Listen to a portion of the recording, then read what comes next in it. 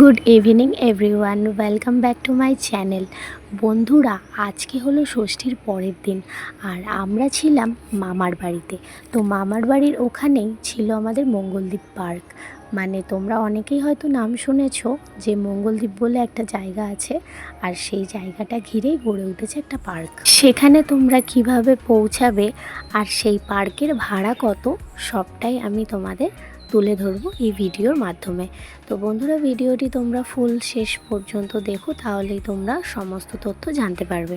প্রথমে মঙ্গলদ্বীপ ঘাট পার হতে গেলে বা মঙ্গলদ্বীপ ঘাটে বা পার্কে যেতে হলে সবার প্রথম শিবপুর ঘাট বা মঙ্গলদ্বীপ ঘাট পার হতে হয়।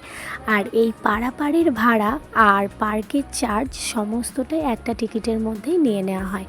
পার হেড 40 টাকা করে এরা টিকিটের প্রাইস নেয়। আর এখানের মধ্যেই তোমাদের দুবার যাতায়াতের ভাড়া, মানে খেয়া ভাড়া বা টলার ভাড়া আর পার্কের চার্জ দুটোই একসাথেই কেটে নেয়।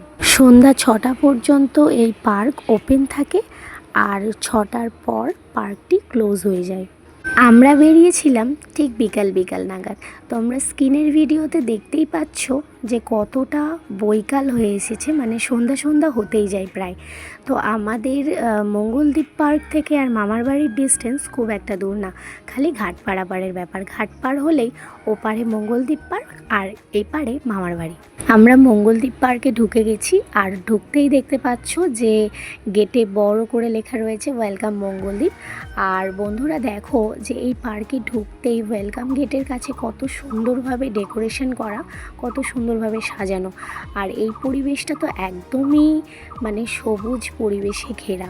এই পার্কে সাধারণত সিজনের সময়তেই ভিড় হয়, এছাড়া অন্যান্য সময়ও হয় কিন্তু খুব কম। এটা যেহেতু একটা পিকনিক স্পট, সেই ক্ষেত্রে পিকনিকের সময়টাতে বেশি লোকজন ভিড় দেখা যায়। যেমন জানুয়ারি, ডিসেম্বর, নভেম্বর এই সময়টাতে এই পার্কে প্রচণ্ড ভিড় হয়। আর এখানে পিকনিক করারও জায়গা রয়েছে। আমরা যেই সময় এসেছি সেটা হলো অফ সিজন, এই সময় খুব একটা ভিড় হয় না, তাই ওরাও এই পার্কটাকে খুব একটা পরিষ্কার করে না এই সময়তেই। তাই তোমরা দেখতে পাচ্ছ স্ক্রিনে যে বড় বড় ঘাস হয়ে গেছে আর চারিদিক গাছপালায় ভর্তি। তো এই পার্কের ভেতরে খুব সুন্দরভাবে পশু পাখির স্ট্যাচু, মূর্তি, বিভিন্ন ধরনের স্ট্যাচু দাঁড় করানো রয়েছে, যেটা দেখতে সত্যিই খুব সুন্দর। আর দেখতে পাচ্ছ সামনেই একটা ডলফিন জলপরীর স্ট্যাচু রয়েছে, যেটা সত্যি খুব সুন্দরভাবে সাজানো। আর এখানে ঝর্ণারও ব্যবস্থা রয়েছে, কিন্তু এটা অফ সিজন বলে তাই এটা এখন অফ করা রয়েছে। এছাড়াও রয়েছে হাতি, সিংহ, ঈগল ইত্যাদি ইত্যাদি বিভিন্ন পশু পাখির মূর্তি রয়েছে। আমাদের যেতে একটু বিকাল হয়ে গেছিলো, তাই আমাদের ফেরার টাইমটাও খুব তাড়াতাড়ি হয়ে এসেছিলো। আর খুব একটা আমরা বেশি ঘুরে দেখতে পারিনি, কিন্তু এই পার্কের মধ্যে আরও একটা ব্যবস্থা ছিল, সেটা হচ্ছে বাচ্চাদের জন্য একটা ছোট্ট পার্ক, যেখানে ছিল দোলনা, বিভিন্ন প্রকৃতির খেলার জায়গা, যেখানে বাচ্চারা সত্যি এনজয় করে।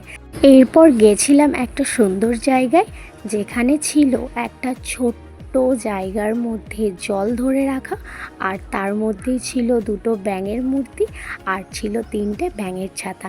আর সেই জলের মধ্যে ছিল নানান ধরনের ছোট ছোট রঙিন মাছ, যেটা দেখতে খুবই ভালো লাগছিল।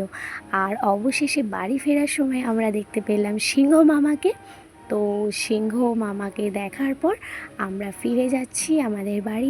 তো আমাদের আসতে তো এখানে বেশি অসুবিধা হয়নি, কারণ যেহেতু ঘাট পারাপারের ব্যাপার আমাদের মামার বাড়ি, সেহেতু আমরা ঘাট পার হয়ে চলে যাব আমাদের মামার বাড়িতে।